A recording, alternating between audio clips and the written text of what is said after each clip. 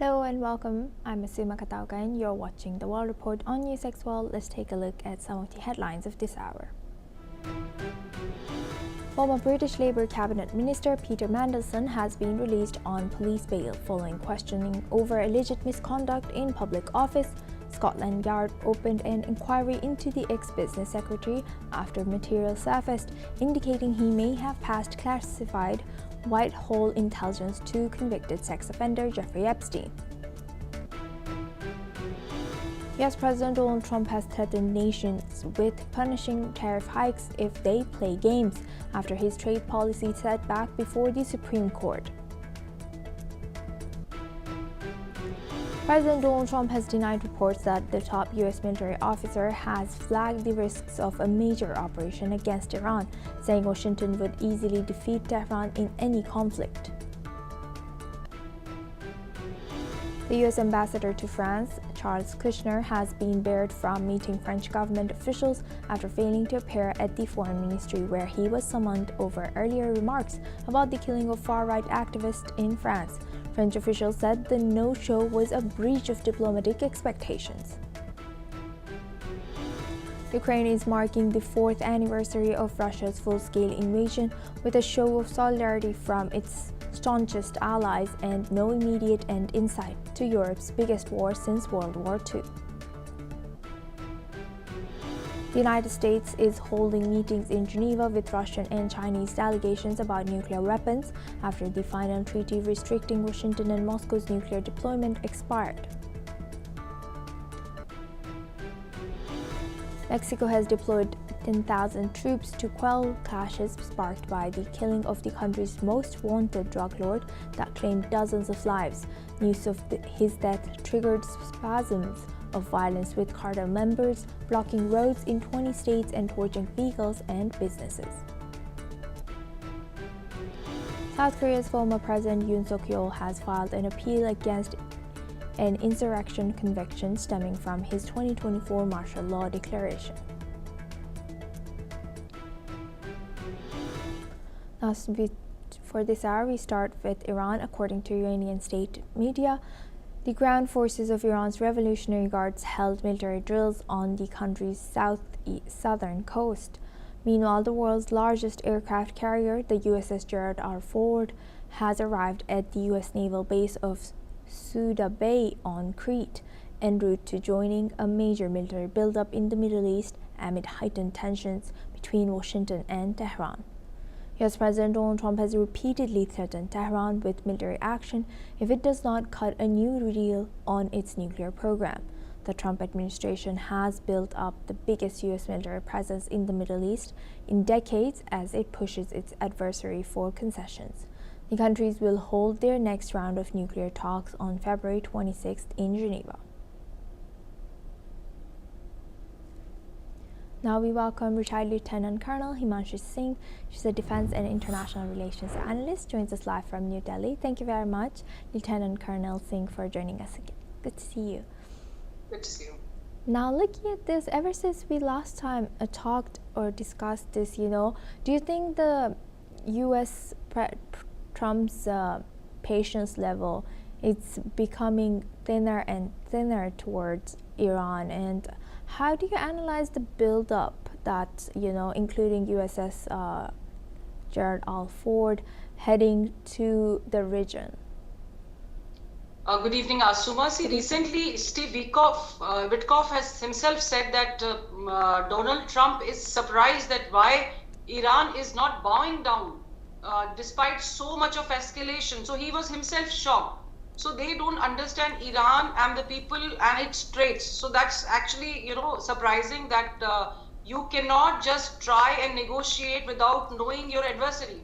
So where, the entire thing boils down to, Iran is reminding the United States that it controls the geography of the escalation, particularly in the Strait of Hormuz. And United States, by positioning its carrier in Crete, is signaling that it retains the escalation dominance in sea and air. So what we are seeing as of now, that West Asia is not at war, it is actually rehearsing war. So when IRGC conducts, the drills in southern Iran and they are having this exercise called 1404. It is not merely a military exercise. It is actually a strategic signaling which is aimed at Washington and Tel Aviv, that when United States positions its largest carriers, it is projecting its power without firing a shot, and that is what is pressurizing the enemy. And moreover, now we see involvement of Israel also. Israel is also trying to push United States to attack Iran. So somewhere, there is a red line which is being crossed, and very clearly Iran is playing mind games, which I think Donald Trump is really frustrated about. And this is a layered deterrence. Iran will not fight, US with the first ballistic missile. It will keep waiting, because as you said, that they are going to happen another round of talks in Geneva. However, I don't see much coming out of this, because what Iran wants is a very responsible and respectful negotiation, to which the US administration will not agree. They are stuck at their points, and Iran is stuck at their points. So somewhere I think the United States will not abandon the region. It will keep staying there and start pressurizing Iran more and more. But it also wants to avoid a full-scale war in the Middle East, owing the geographical situation, moreover the ballistic power of Iran, and the asymmetrical warfare in which Iran is actually a master. So it is not the question whether tensions exist or not. It is the question whether the strategic patience which has been shown till now, though there are lot of dialogues coming from both sides about they will do this, that and all, but still they have been patient without fighting a bullet or a missile. But I don't think the war will happen because of declarations. It will happen because of miscalculations, which we will get to know after this 26th of February. Asuma. Yes, indeed. I'm also surprised about how bold Iran has been in terms of their stance, and also in terms of their ministers and their leaders' speeches. When we hear, they use very profound, strong words towards US.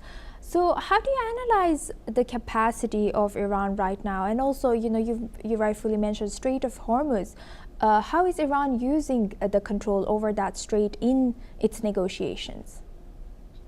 Strait of Hormuz controls 20% of the world's oil trade, and that is a very, very strong thing, because the moment they block this, or they are doing exercises in the Strait of Hormuz as of now, the oil prices already go up, and this is going to benefit countries like Russia and all. They start selling oil at a very, very higher price, and the world economy will start reacting to this. So it is actually leverage that they have. Moreover, Iran knows it cannot fight US alone. That is why, yesterday we had heard North Korean President Kim Jong saying it is going to support Iran. Even Russia has said they will not tolerate US attacking Iran. China somewhere, in the background, they are trying to help. So somewhere the diplomacy of Iran is much stronger than what US has been doing, because US has made lot of enemies during this entire process. The Middle Eastern countries have refused to give them bases. UK has refused to give them bases. So somewhere the only thing they have is to fight from the sea.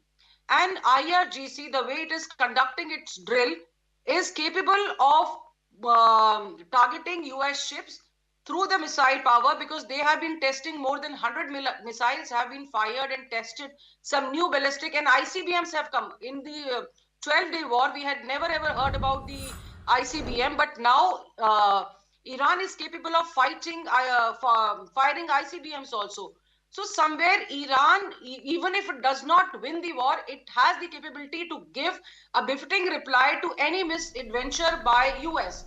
So somewhere, we see Iran in a very strong position as of now, and they will also use their asymmetrical warfare tactics, where the Hezbollah comes in, the Houthis comes in. So that is why, the position of Iran is not as weak as the US has calculated, and that is why we see the rising frustration in Trump's expression of thoughts. Asuma. Yes, indeed. Thank you very much, Lieutenant Colonel, for sharing that insight. Please stay with us as we come back to you for our next discussion as well. Now, moving on to Israel. Israel has sent a warning to Lebanon indicating it would target civilian infrastructure, including airports, if Hezbollah becomes involved in a potential US-Iran conflict. This message comes amid rising tensions as Iran and the US prepare for a third round of nuclear talks in Geneva later this week. Hezbollah, a powerful Iran-backed group, has previously clashed with Israel, suffering heavy losses in 2024. Its leader, Naim Qassem, has stated that the group is not neutral in the US-Iran standoff and is preparing to act. Meanwhile, the US is pulling non-essential staff from its embassy in Beirut amid growing security concerns. Now we welcome back our guest, retired Lieutenant Colonel Himanshu Singh. Thank you very much, Lieutenant Colonel, for staying with us. As you know, we were discussing about Iran-US in our previous discussion, and you rightfully highlighted that how Iran is, even if Iran is not capable of winning this war, Iran will be able to give impactful comeback to US. We don't exactly know how damaging would that be, but it's not just going to do nothing. That's what we know from Iran. So how do you think Hezbollah suggesting, this, and also Hezbollah and all these proxies of Iran would be used in case that happens? Asuma, see, this is a preemptive red line which has been declared by Israel, because Israel understands that Iran rarely fights directly and strategic depth lies in the asymmetrical warfare, Hezbollah and the militia and the Houthis. And somewhere we know Hezbollah, backed by Iraq, has more than 1.5 million rockets with them. So if this war happens, Hezbollah will open its northern front and it will start targeting Tel Aviv and the Israeli territory, and somewhere they'll start damaging when they are fighting in Iraq. And Israel may respond by doing deep strikes in Lebanon. But we have to understand that, Hezbollah does not function only as a militia. It is embedded in Lebanon's political and security system. So the real message to Beirut is, which they are trying to give, is not a direct message to Beirut. It is a message to Tehran that situation is unfolding in a various deterrence crisis. First of all, Iran is trying to signal the Tel Aviv and Washington that it is capable of coming back. Wherever since Israel was destroyed up to 6% when the 12 days war happened, and there were serious damages which happened even after breaking the Iron Dome of Israel, though it was considered to be the best defense system in the world. But yet, in the 12 days war, Iraq was able to break it and penetrate and attack many places in Israel. So that is why Israel want to actually, give a signal to Beirut that do not allow Hezbollah to use the bases. However, in case the war breaks out, Hezbollah will definitely get involved and it will start attacking places in Tehran. Sorry, in Israel. Yes. We will be eyeing that. With that, I'd like to thank Lieutenant Colonel Singh for joining us and sharing that insight throughout. Thank you very much. Now we move on to US. The US ambassador to France, Charles Kushner, has been banned from meeting French officials after failing to show up for a meeting at the Foreign Affairs Ministry. Kushner was summoned following comments made by the US Embassy regarding the killing of French far-right activist Quentin Deranque. The embassy had warned of rising violent radical leftism in France, which was seen as interfering in national debates. This marks the second time Kushner has been summoned without attending. In 2025, he was also asked to explain remarks on anti-Semitism in France.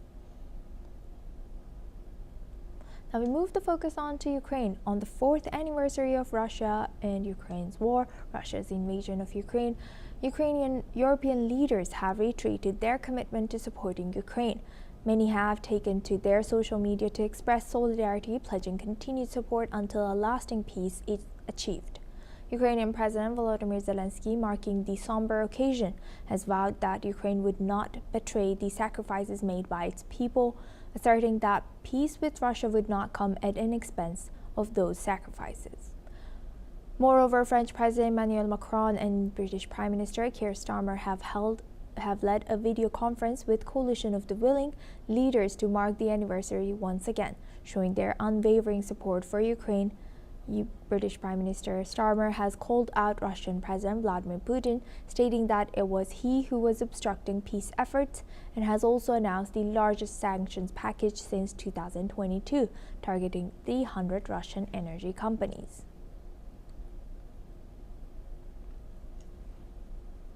Additionally, at NATO headquarters in Brussels, NATO Chief Mark Rutte has also expressed support, highlighting that while promises of help are vital, they are not enough to end the war.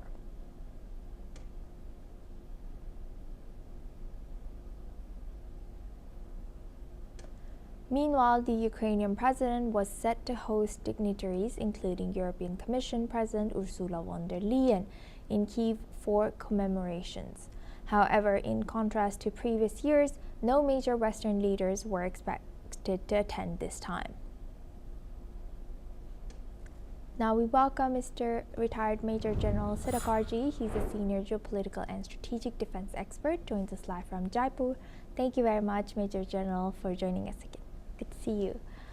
Now, looking at this, 4 years since this war started, or entering 5th year now, how do you analyze the current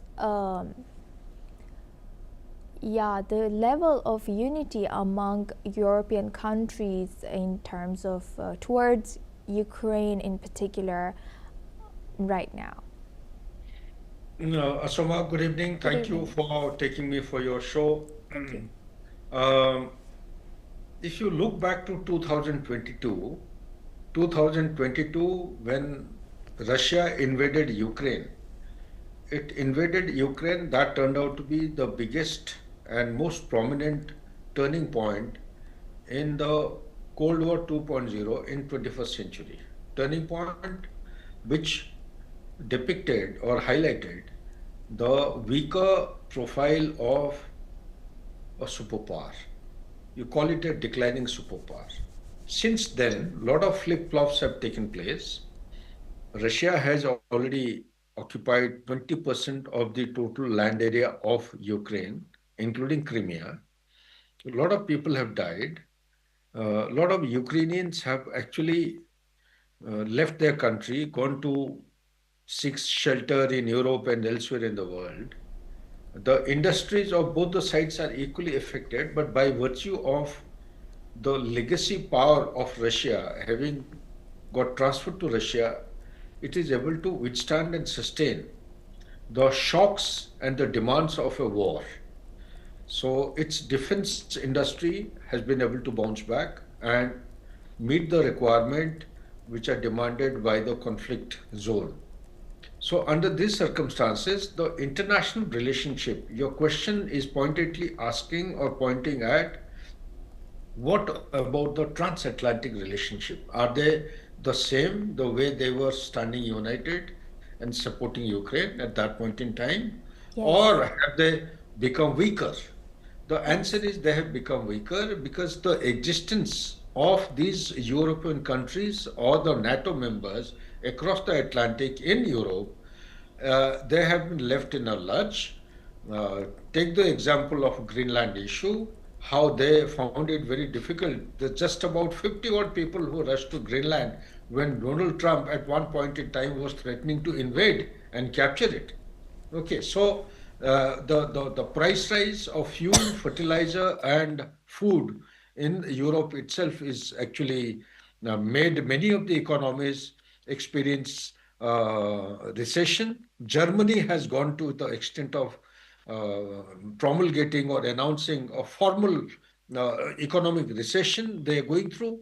The same is the case with more or less all the countries, and the living standards demand extra income. There is a problem of illegal immigrants, Yes. and such like issues. So under these circumstances, to provide extra bit of, and they also have been told by Donald Trump to raise their defense budget and expenses. So as of now, they themselves they're trying to consolidate. They're looking out for alliances with China and like-minded countries outside Europe. Yes. America has left them in a lurch. So I personally feel that the unity as was existing way back in 2022 till as late as 2024 is no more longer there. Yes. Ukraine be assured, but things will take time to show itself on ground, and Ukraine has to calculate that vacuum and that void of lack of assistance and support coming to it country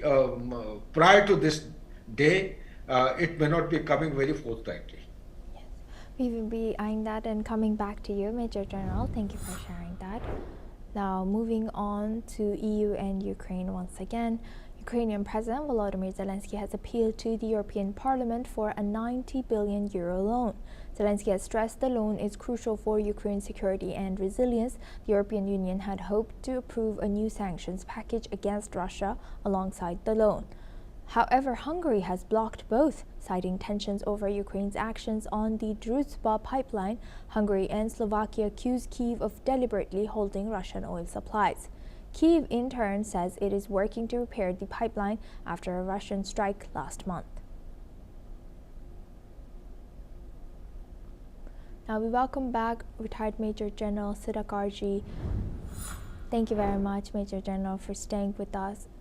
Now, as we were just talking, and you rightfully mentioned how Russia is able to sustain their war and demands international relations of Europe towards Ukraine has become difficult and weaker.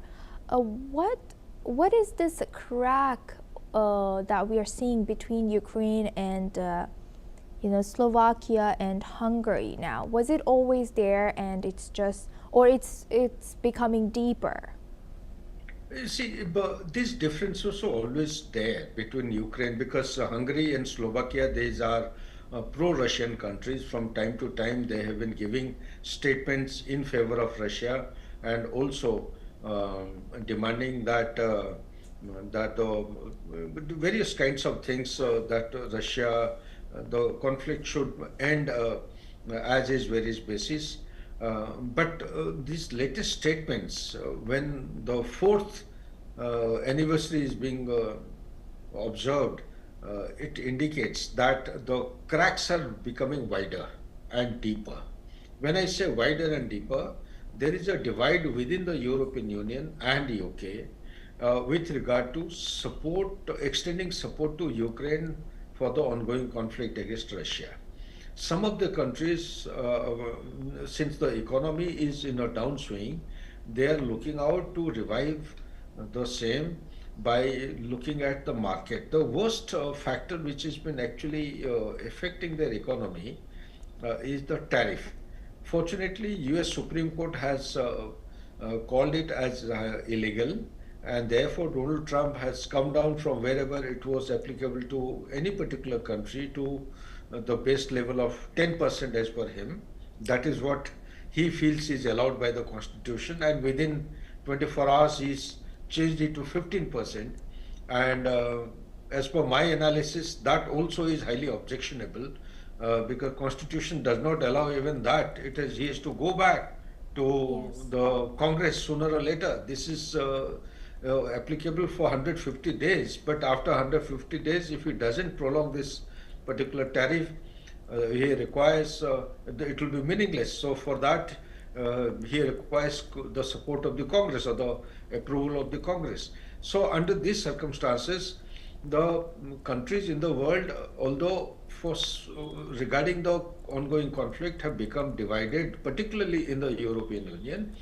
But at the same time, because of tariff, I would say it is a blessing in disguise. It has united Europe. It has started actually bringing countries of Europe with multiple objective and national interest together to revive themselves as a component of the geopolitics in the world that matters, and as an entity in the world order which has got strategic autonomy. They are aspiring. You listen to the speech of President Emmanuel Macron, the Yes. other day.